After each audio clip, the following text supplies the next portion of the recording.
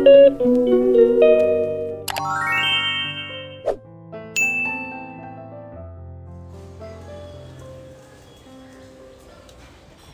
জবা ফুটেছে, অনেক জবা ফুটেছে। গোলাপি ফুটেছে 3-5টা, আর এই জবা ফুটেছে 4টে, সাদা জবা ফুটেছে 4টে, গোলাপি 5টা, আর এই জবাও ফুটেছে, ওটা একটা ফুটেছে। আর লক্ষ্মী জবা কটা ফুটেছে? 3, 4, 5, 6, 7টা লক্ষ্মী জবা ফুটেছে, 7টা। এতগুলো জবা ফুটেছে। এবার দেখাই, আমি যেটা দেখাবো বলে এসছি, ওখানে ঝিঙে ধরেছে। এই যে, তো এই ঝিঙেগুলো হবে কি না আমি বলতে পারছি না, জানো তো। পোকার উপদ্রব হয়েছে, একটা ঝিঙে নষ্ট হয়ে গেছে, আর দুটো দেখা যাচ্ছে, দুটো এখানে একটা দেখা যাচ্ছে, 3টে। হ্যাঁ, তো আরও মানে নষ্ট হয়ে গেছে, ধরছে প্রচুর ধরছে, কিন্তু থাকছে না। এই দেখো, এইটা নতুন ফুল তোমাদের দেখাতে পারলাম, নতুন না মানে এই বছরে নতুন ফুল দেখাতে পারলাম। খুবই দুঃখ করছিলাম, আমার করবি ফুটছে না, করবি ফুটছে না, সবার কাছে করবি ফুটছে, আমার কাছে ফুটছে না, সেটা আজকে তোমাদের দেখাতে পারলাম। আর কলকাতার এগুলো তো ফুটছেই, তবে হ্যাঁ, ঝিঙে টিঙে এই গাছগুলোতে একটু জল দিতে হবে। লতানো গাছ না, আমি দেখেছি রোজ জল না দিলে হয় না। ভীষণ মানে ঠান্ডা লেগেছে, মনে হচ্ছে মাথাটা যন্ত্রণা করছে, এরকম। বাইরে কোকিলও ডাক, এখনও ধরতে পারছি না এই গাছটা কি শসা না ঝিঙে, এটা আমি এখনও ধরতে পারছি না, কেননা এখনও ফল ধরেনি, কিন্তু ফুল ফুল প্রচুর হচ্ছে। ঝিঙে গাছের ফুলটা বিকেল করে ফোটে, এটা দিনের বেলা থাকছে, মানে এটা ঝিঙে নয় খুব সম্ভবত, শশা হলেও হতে পারে। আরেকটা গাছ আমাদের নিচ থেকে উপরে উঠেছে, সেটা দেখ, নিচ থেকে উপরে উঠেছে। হ্যাঁ, এটা খুব সম্ভবত চিচিঙ্গা হতে পারে, মানে একটা ফুলও ধরেনি, নিচে যে একটা ফুল ধরে একটা ফল হয়েছে বা কিছু, সেটা বুঝতে পারছি না। নিচে লাগিয়েছি, উপরে উঠেছে। আর নিচে কি হয়, বেশিরভাগ সময় ওই ইঁদুরে কেটে দেয়, যখন আমরা নিচ থেকে গাছগুলো তুলি এরকম অনেকটা চলে আসে, তারপরে ইঁদুরে কেটে দেয়, যার জন্য গাছ আর হয় না। এই গাছটা হচ্ছে, তবে এই জায়গাটা মাচা টাচা করাটা খুব অসুবিধা। দেখা যাক কীভাবে কি এটাকে ব্যবস্থা নেওয়া যায়। তো চলো, কাপড়টা রোদে দিলাম, এই কাপড়টা একটু রোদে দিয়ে, সবসময় সব কাপড় তুলি না কেচে সঙ্গে সঙ্গে। এই কাপড়টা আজকের না, বহু বহু বছরের, মানে অল্প বয়সেই আর কি, কোনো ধরো অনুষ্ঠানে যেতাম, সেই অনুষ্ঠানে বেশি রঙিন জিনিস পরা যাবে না, মানে পরলে ভালো লাগে না, তখন এই কাপড়টা কিনেছিলাম। না, এই কাপড়টা একটা নন বেঙ্গলি দোকান থেকে, আমাদের এখানে একটা নন বেঙ্গলি দোকান থেকে আমার দেখে ভালো লেগেছিলো, তো কিনেছিলাম। কাপড়টার মধ্যে সুতোর কাজ, মানে এরকম কাজ শাড়ি আমার খুব ভালো লাগে, কিন্তু হালকা রঙ, খুব হালকা রঙ। একের সময় হালকা রঙের শাড়ি পরলে ভালো লাগে, আর বিশেষ করে আমাদের বয়সে এখন একটু হালকা হালকা পরলে ভালো লাগে। তবে সবসময় ঘরেরগুলো একটু ডিপই পরি, কেননা নোংরা হয় না, ওই জন্য ঘরেরগুলো ডিপ পরি। কিন্তু এবার আস্তে আস্তে হালকা হালকা শাড়ি কেনা শুরু করব, বেশি আর রঙিন কিনবো না। পায়রাগুলো উড়ে উড়ে বেড়াচ্ছে। তোমাদের মধ্যে অনেকে বলেছিলে যে এসির উপরে খাবারটা দিতে না, তারপর শুনে আমারও মনে হয়েছে যে না, ঠিকই, কথাটা ঠিকই বলেছে। এসির উপরে খাবারটা দিলে এসিটা খারাপ হয়ে যেতে পারে, এর ভেতরে ওরা খাবারগুলো নিয়ে ফেলবে বা কিছু না খেয়ে খোসাগুলো ফেলবে, সেই হিসাবে ওখানে ইচ্ছা করে আর দেওয়া বন্ধ করলাম, করে এখানে নিয়ে এসছি। এই জায়গাটাতে তো কোনো অসুবিধা নেই, সব আলাদা আলাদা করে সব মিশিয়ে দিলেই হয়, তাও ওই আলাদা আলাদা করে অল্প অল্প করে দিই।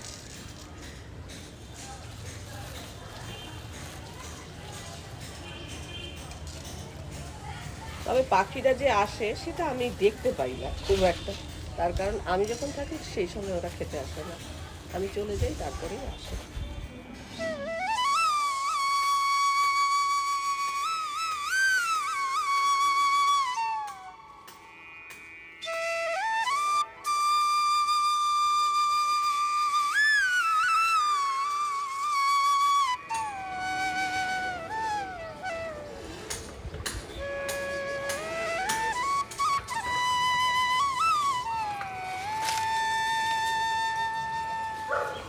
এই যা পড়ে গেল।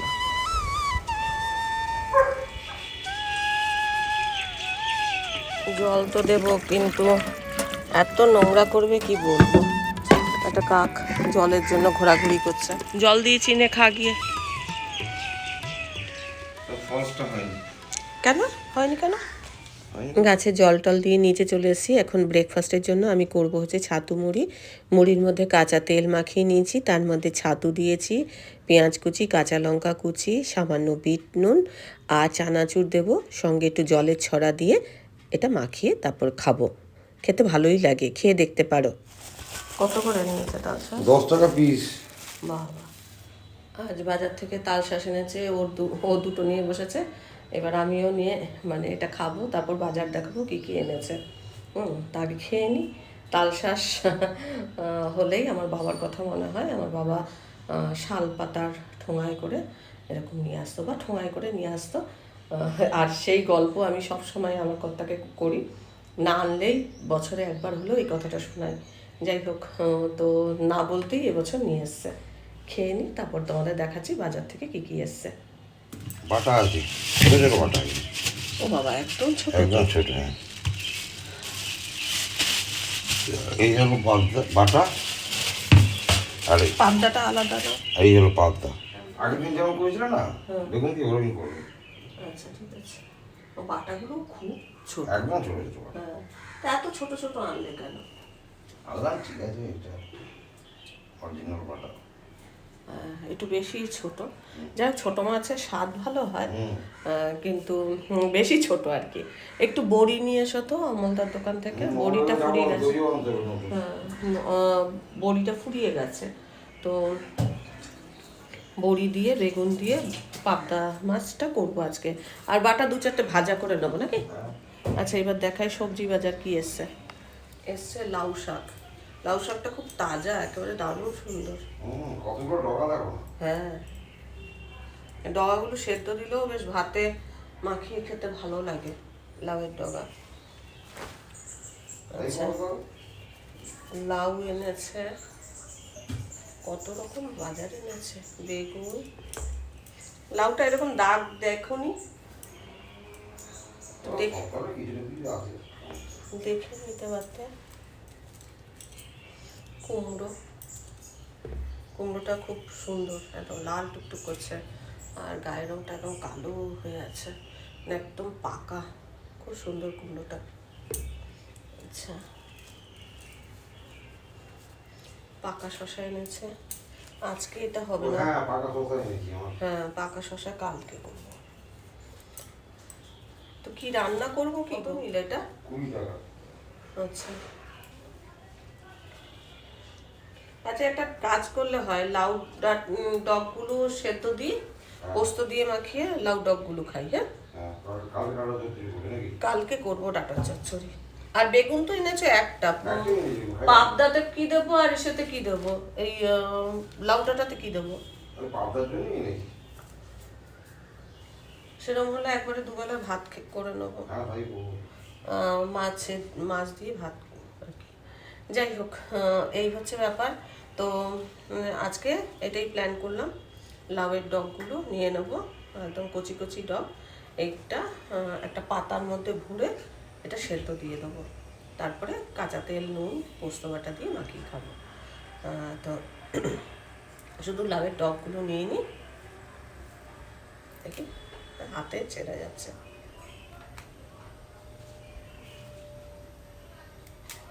একদম কচি, হাতেই ছিঁড়ে ফেলছি।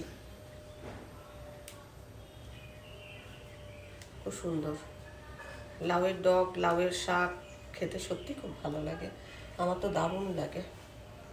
শাকের মধ্যে মানে কুমড়ো শাকের থেকে আমার লাউ শাকটা বেশি ভালো লাগে, কারণ এটা খুব নরম হয় লাউ শাকটা। 2-4টে কচি পাতাও দিয়ে দিই।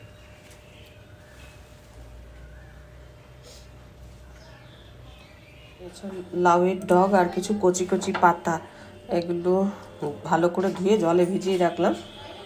এটা সেদ্ধ দেব, কিভাবে দেব সেটা দেখাবো। আর এইখানে যে পাবদাটা 2 পিস, আর এই যে বাটাটা এই দুটো আর কি আছে, করে নেব। লাউ ডগাটা আমি একটুখানি পোস্ত দিয়ে খাবো, সেই জন্য একটু পোস্ত বেটে নিতে হবে। আর ভাতটা চাপিয়ে দেবো যখন, তখন এই যে লাউয়ের ডগগুলো একটু বড় পাতা যেটা আছে সেই পাতার ভেতরে ভরে একটু বেঁধে ভাতের মধ্যে দিয়ে দেবো, তাহলে ভাতের সাথে এই লাউ ডগগুলো সেদ্ধ হয়ে যাবে। আর যেহেতু এগুলো কচি কচি, একেবারেই কচি কচি, তাই এগুলো খুব নরম হয়ে যাবে, সেদ্ধ হওয়ার সময় নরম হয়ে যাবে। তো ভাতের মধ্যে আমি এখন ভাত যখন চাপাবো তখন আমি এটা দিয়ে দেবো।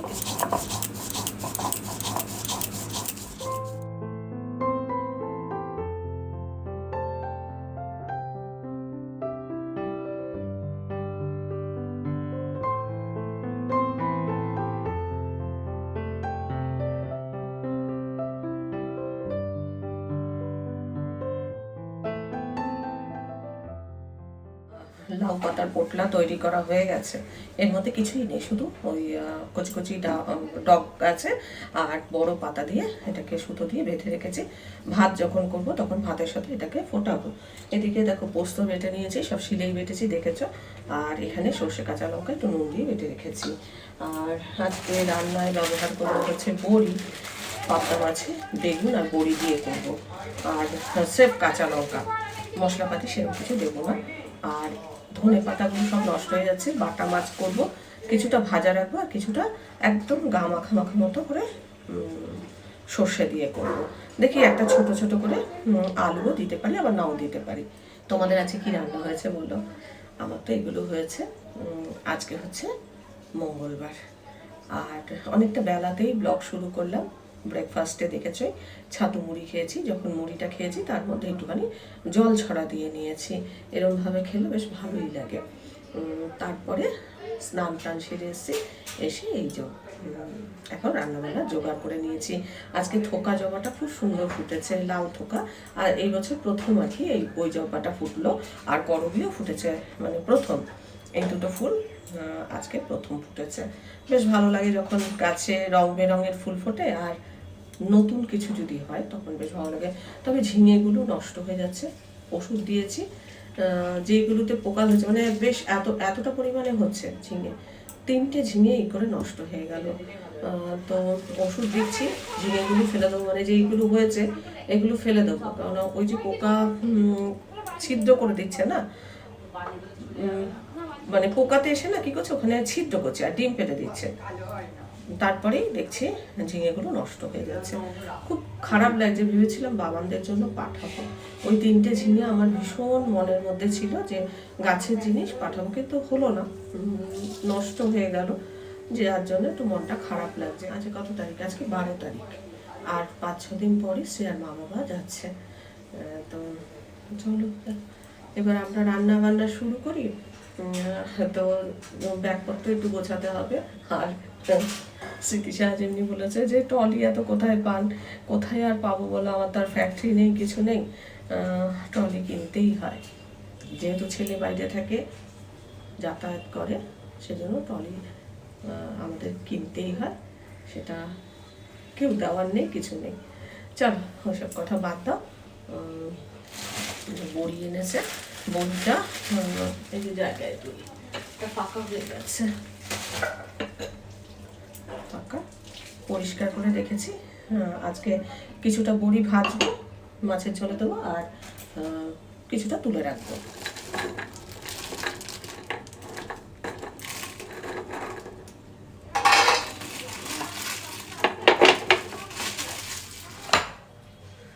তোমাদের তো বললামই পাবদাতে আমি বেগুন দেবো, তো বেগুনটা আমি লম্বা লম্বা করে কেটে নিচ্ছি। একদিকে কিন্তু আমি বড়ি ভাজতে দিয়েছি, আর একদিকে আমি বেগুনটা কেটে নিচ্ছি।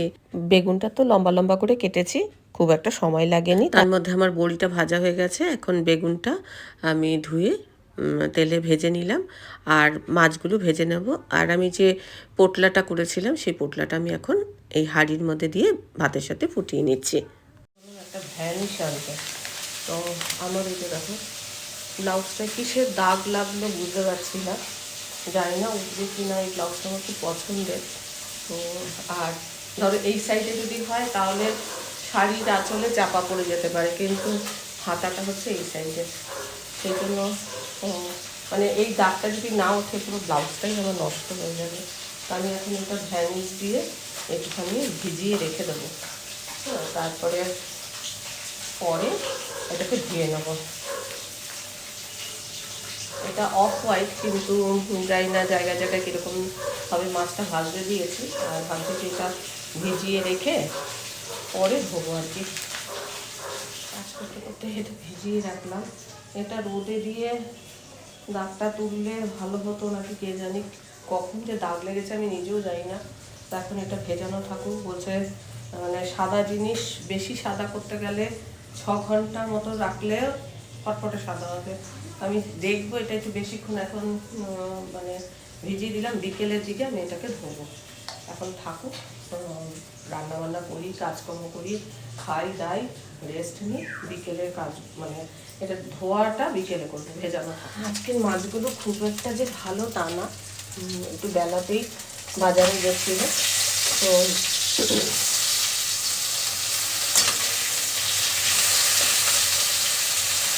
এটা কয়েকটা ভাজা রাখবো। আর পাবদাটা হয়ে গেছে, আর ভাত তো চাপিয়ে দিয়েছি। ভাতের মধ্যে ওই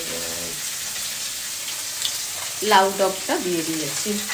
এখন কয়েকটা ভাজা করে মুড়মুড়ে কয়েকটা ভাজা করে তারপরে সর্ষে বেটে রেখেছি। সর্ষে, কাঁচা লঙ্কা, ধনেপাতা দিয়ে একটু গামাখা মতো ওটা করে নেবো। আজকে দুবেলায় ভাত, একবারে ভাতটা চাপিয়ে দিলাম। অনেকটা বেলাতেই তো আমরা খাই। একবারে ভাত করে রেখে দেবো, রাত্রবেলা একটু গরম করে নেব, হয়ে যাবে। আর কদিন রুটি খাচ্ছি না, আর আজকে খুব গরমও পড়েছে। কালকে থেকেই দেখছি একটু গরমটা পড়েছে, আজকে আর একটু বেশি পড়েছে।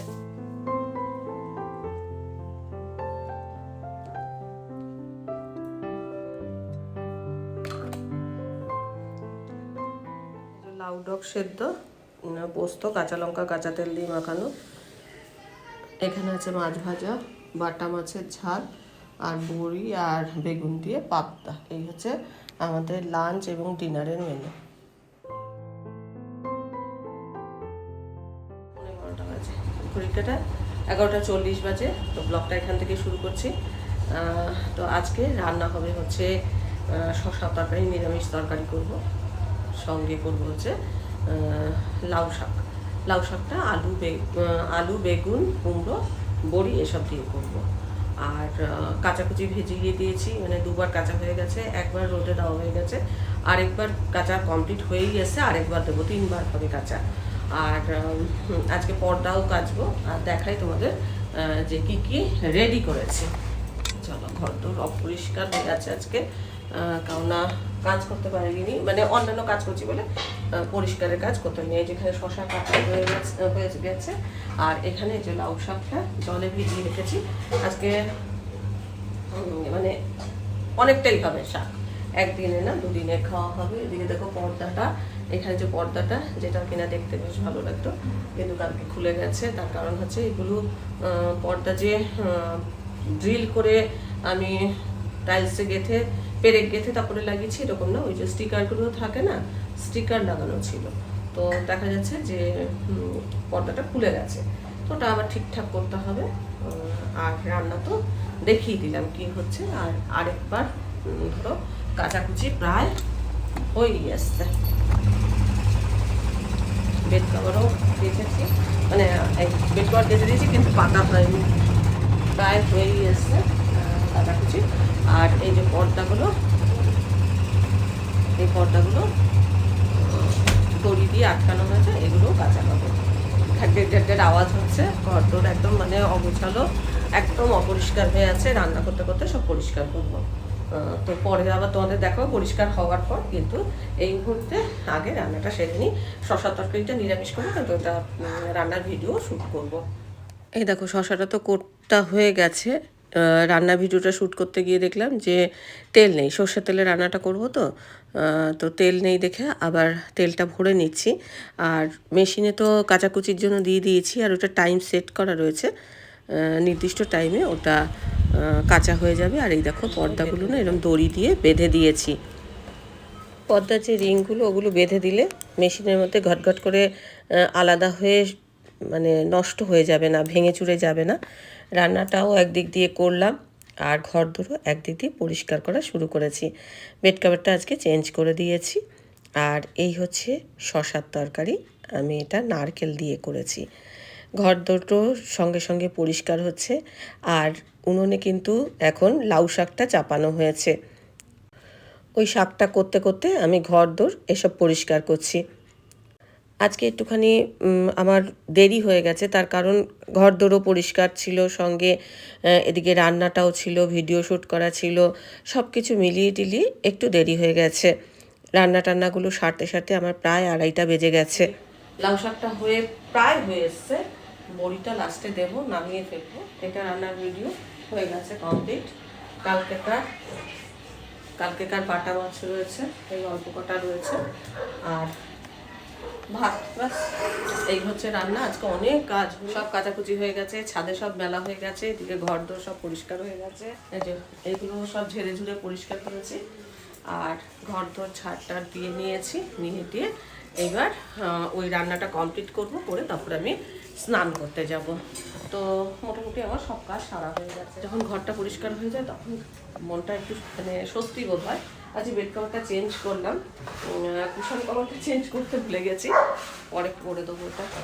আর খালি ঘরটা পরিষ্কার হলো। দেখো সব শুকনো হয়ে গেছে, এগুলোকে ভাজ টাজ করে তারপর স্নান করতে যাব। ভেবেছিলাম যে রংটা উঠবে না, এটা অনেকটা ফ্যাকাশে হয়েছে, খুব ডিপ হয়ে গেছিলো, কিন্তু যে জং জং মতো দাগটা সেটা উঠে গেছে। আমি ভাবছিলাম যে ব্লাউজটা আমার এত পছন্দের, কিন্তু পরতেই পারবো না। দেখা গেল যে এই রংটা একটু হালকা হয়েছে, তবে 2-1 বার ওই ভ্যানিশ দিয়ে পরিষ্কার করলে হয়ে যাবে।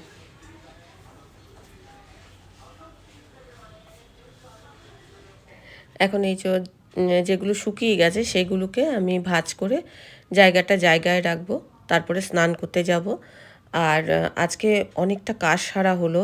এই কাজগুলো ধরো ফেলে রাখলে হয়তো বিকেলের দিকে আবার করতে হবে, কিন্তু ধরো খাওয়া দাওয়ার পর বিশ্রাম যখন নিই, তারপরে এডিটিংয়ের কাজ থাকে, তো দেখলাম যে যখন এইগুলো শুকিয়েই গেছে তাহলে ভাঁজ করে একবারে রেখে দিই, জায়গায় রেখে দিই। আর বাইরে এত চড়া রোদ উঠেছে যে খুব তাড়াতাড়ি সব শুকিয়েও যাচ্ছে। এগুলো ভাঁজ টাজ করে তারপর আমি স্নান করতে চলে গেছিলাম। আর বাবানদের ঘরটা একটু নোংরা ছিল, কেননা জামা কাপড়গুলো ভরা ছিল। এখন একদম পরিষ্কার পরিপাটি হয়ে গেছে, সব কিছু একদম মানে ক্লিন। আমার কথা এখন পর্দাটাও শুকিয়ে গেছে, পর্দাটা লাগিয়ে দিচ্ছে। ব্যাস, আজকের মতো ব্লগটা এখানেই শেষ করি। ব্লগটা দেখে ভালো লাগলে অবশ্যই একটা লাইক দিয়ে দিও, প্রচুর শেয়ার করো। আমার চ্যানেলটা ভালো লাগলে অবশ্যই সাবস্ক্রাইব করে আমার পাশে থেকো। আজকের পর্বটা আমি এখানেই শেষ করছি। দেখা হবে নতুন একটা পর্ব নিয়ে, নতুন কিছু নিয়ে। ততক্ষণের জন্য টাটা।